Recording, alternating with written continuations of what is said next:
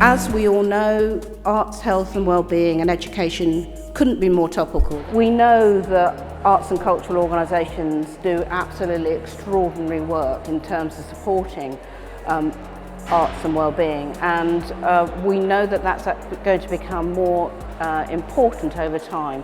So it feels like the right moment to be exploring this further.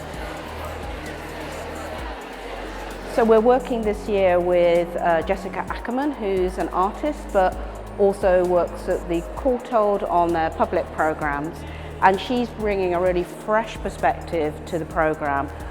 So I'm hoping from this year's conference the delegates will have a lot of opportunity for discussion. A lot of people here are already working in arts and health and have 10, 20, 30 years of experience of working in that field, but a lot of people are new to it and are seeing it become a more important strand of their engagement activities in their galleries and museums. So what I've done is I've built in a lot of opportunity for smaller group working and discussion. Really, I want to share as much creativity and thinking and some of the more strategic aspects and policy development in this area. I'm here because I believe with the blood that courses through my veins and a fire in my belly in social justice and equity. So many people in the UK and globally are experiencing what seems to be a burgeoning mental health crisis, and it seems the default position from the clinical community is often medication. Now I know that's not necessarily the fault of individual GPs and health workers, but nevertheless we see a lot of people being given a label and a diagnosis for what essentially might just be anxiety, stress that is manageable, but manageable and explored in other ways. And so I don't see the arts and culture as just being an answer to sort of mental health crisis, but I see the arts as being something that can help us understand why there might be this mental health crisis and if there is a cult of over-diagnosing people. So one of the things I was interested in doing was to see if we could pilot a project that helped young people to manage their own mental health episodes. It was a promising experiment that explored how innovative art technology can enable young people to express, externalize and communicate their negative feelings. Creation of individual 3D environments allowed participants to explore the idea they could step outside of negative states of mind and gain a clearer perspective. Again, a point just to conclude that on is you could step away, you can step back from your negative zone, and they could take the headset off and give it to the controller, give it to me, and I could enter their mental space. 21 men stepped out onto the dance floor of Golden Hill Working Men's Club to tell stories of their lived experiences around mental health and masculinity. I'll never be the same again as an artist after this project. I learnt a lot. I've had years of therapy, right? And I've grown in a way that I couldn't have grown. It was a growth on a different dimension to how you would grow in therapy.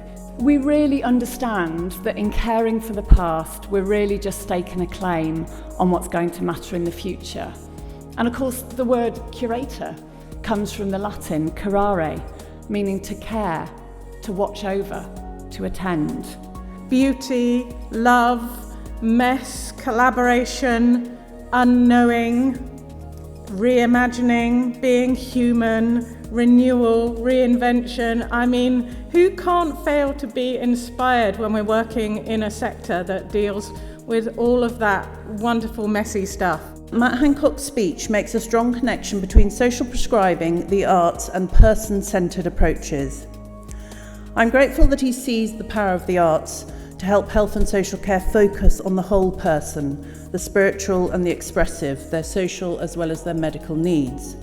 The question for us at the Arts Council, believing as we do in our guts in the transformative power of the arts and in the distinctive contributions of artists being their true selves, their true provocative left field troublemaking selves, the question for us is how do we sustain artistic quality and integrity as we scale up the programs. The parallel sessions we're having 3 different lots of them in this year's conference. And we decided to do that because we wanted people to have the opportunity to have those intimate discussions, and a lot of them are quite practical, and I think the engaged delegates probably really enjoy learning through practice and practical elements. The central sphere.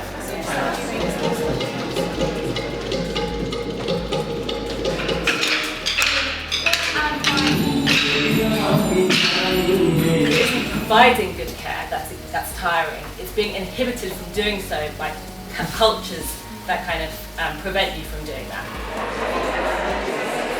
I think there's a lot of impetus on arts organisations to be doing more in terms of what their programme contributes to, I guess, like the social economy and the health of the location where it's in. So I think it's a fantastic time to get new ideas and share learning across a range of different projects across the UK. Because of all the work that's been done by the All-Party Parliamentary Group and the findings and recommendations from their report, and it does feel like there's a movement, there's a change. I feel quite optimistic, and that the time is right really to talk about and to, as practitioners, to share experience about well-being, social prescribing. We're talking about health and well-being, and we really need to see it in a holistic way, not just what we're offering, but how we're sustaining within the sector that same health and well-being. The theme of this year's conference is really important, as we all know, in terms of sector cuts, and we're told that austerity is ending. However, people who work in communities have a different story, so kind of combating loneliness, mental health, basically making what we do inclusive is always going to be at the forefront, and I think the kind of partnerships that are kind of arising with education and medical sector is really important to kind of addressing those imbalances.